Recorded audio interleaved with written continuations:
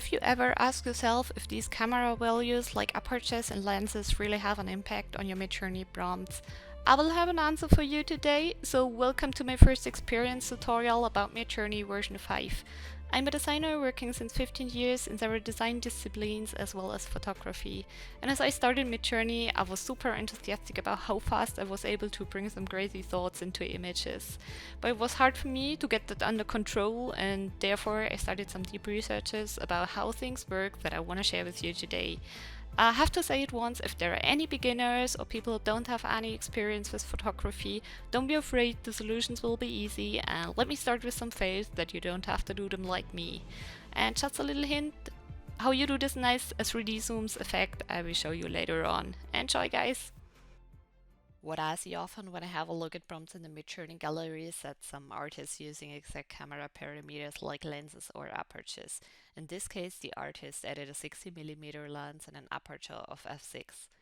So let's have a look at apertures. As a photographer, I know that, for example, a high aperture parameter like f32 should have a sharp background and an f1.4 should have a blurry background. Also with high aperture, there's little light on the sensor, and with low aperture, lots of light.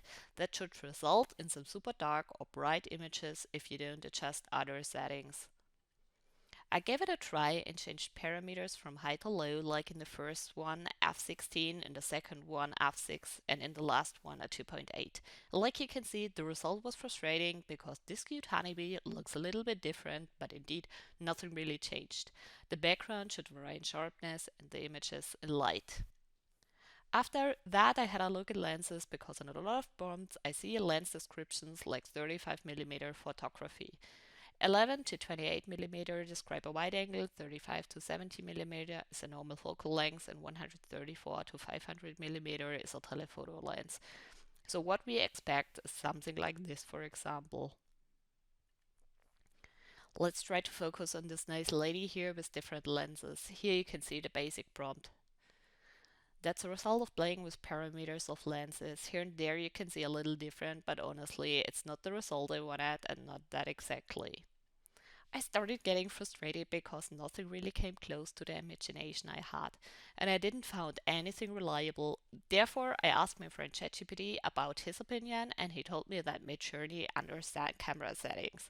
But okay, what have I done wrong in the past? Let's try it out. I asked ChatGPT to do a less than 50 words prompt for me with an Inuit model wearing a blue feather dress riding on a horse through the Antarctic landscape, and ChatGPT gave me this nice prompt here. And here we go, it's the result I wanted to have. Awesome. After that, I asked ChatGPT to give me some exact camera parameters of this prompt of aperture, lens, ISO, and so on to play around with settings. Okay, cool. The image with generated parameters still look like what I wanted to have. Let's try and play now with parameters. I really wanted to know if they have an impact or not, and I changed these parameters to an absolutely shit. If we go with an ISO of 800 in a white snowy landscape and a 4-second shutter, that picture should be definitely white. And here's what we achieved with shit parameters. Awesome, the picture looks like before and before. I haven't stopped searching, and at the end I found in some Midjourney FAQs in Discord this obvious information from a Midjourney guide about camera settings. Words like 4K, 8K, HD high resolution could be disruptive to prompts, and also camera terms like numerical focal length and aperture values. Adding a lens description in your prompts may put a realistic lens in your image. Yay, celebration! That was my first experience, and now I have the answer. The conclusion is exact parameters don't work or don't work that well for Midjourney V5. Maybe the guys from Midjourney will change that in the future. Here and there, I still have little accidents with exact parameters that work. Maybe Midjourney learns from these happy accidents of users, but honestly, I don't know why things work here and there. If you want to reduce shit variance, it's best to use just a description of what you want to see without using exact camera parameters. I found out that simple words like macro photography leads to the preferred result. Start with macro photography at the beginning of your prompt, and to focus more on something, describe just the detail of the object, like the eye of the cute mantis here, to zoom a little closer. But how is that in case of perspectives and angles? And the answer is it's also super easy because they are defined in photography and called bird's eye view, high view, neutral view, low view, and warm's eye view. I tried all of these views and added wide angle to get a more dramatic view. Like you can see, that works pretty good. We have now the model in a huge variety of angles and perspective from warm's eye view to bird's eye view. Here I tried out some more descriptive words like top view, view from above, drone view, over the shoulder view, and like you can see, they also work pretty well. Also, the shots are defined in photography, and you can start with an extreme long shot with a distance to the object and end up in a mid-shot portrait. Zooming in a little closer means just use the words close up, big close up, or extreme close up. Getting a little more extreme lenses, you can add a 360 panorama or a 360 Mavic 3 to achieve this nice 360 balls or a fisheye or whatever you want. Normally, panorama views work best if you change the aspect ratio to something like 2:1. The photographer's view will know the tilt shift effect. It has the impact that the photo is looking miniature faking. For me, work best miniature faking or just miniature to achieve this nice tilt shift effect. And I won't withhold from you this nice half underwater shots by adding just the word half underwater. You have to play a little bit around with words because Midjourney have to understand that there is another object breaking the water surface.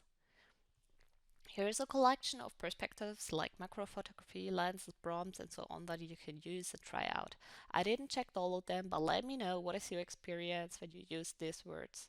If you want to have some nice blurry bokeh, just use the word beautiful bokeh and you have this nice blurriness in the foreground and as well in the background. There are also existing in photography techniques to get a variety in bokeh effects. I tried out a lot, these ones work best to me, but I have to say it's hard to achieve exactly the realistic photography effects. But playing with these techniques leads to some fancy results, try that out. By adding the word depth of field, you will also achieve this nice effect of blurriness in foreground or background. Let's jump to the point shutter. With a slow shutter, you should achieve a blurriness and movement, and like you can see in the second picture, we have a soft painted wave. With the bulb mode, you should achieve nearly the same. With a fast shutter, you should achieve a sharp shot of the object in motion, and like you can see, the wave is more or less pretty sharp. There's also some wording for objects in motion that helps you to achieve a sharp object and a blurry movement of the surrounding. I tried out everything from motion blur, panning long exposure, zoom blur, and extreme zoom blur. For me, these effects work pretty well. Here's some more typical long exposure prompts I played with. In the first three, the long exposure worked pretty well, but in the last one, some fancy shit came out. If things get too complicated, you have to use additional techniques to achieve preferred gold. I will come up with another tutorial in this case. This is one of my favorites effect, it's the motion blur, because the motion blur paints the movement super extreme. Try this out, it's going to be fancy. Here's some more words for you, try them out. Like before, I didn't test all of them, but let me know at the end what kind of fancy images you created. The lighting also have a deep impact of the results of an image. If you don't use photographers' references, the light is often a default light of Midjourney. To make your prompt a little bit more individual or achieve the light mood you want to have, you can play around with this light word that I collected here. You can also achieve nice shadow effects, for example by using the word shadow lighting. Also the moonlight will look like magic in your image as well as the lens flare. Using special lights will also create some fancy results, but it's tricky to split object from background. I will explain in another tutorial how you do that. Here's a collection of a lot of lights I collected for you. With that you can play around. As promised, how to do the 3D zoom images, thanks to Ainnovart who gave me the tip how to do. Just download the app CapCut, go to movement and add a 3D zoom, that's it. Just a hint, it's just available on smartphone app, not in browser. Cool, so we're at the end of the tutorial, hope you enjoyed. If you like, please subscribe or recommend. If you don't like, let me know why and how to do better. Some more tutorials coming up next. It's about using all parameters like the dash dash things that make you to a professional in a short term. Then another tutorial how to handle complex prompts to prevent shit. And then another interesting thing, what I wanted to research for the tutorial about if it's possible to train the AI. Hope you do come into something like knowledge exchange. Therefore, I set up a Discord channel where you can share your successful results of the tutorial and where we can discuss about solution if things don't work. Links are below. Then, thank you for joining and see you soon. Bye bye.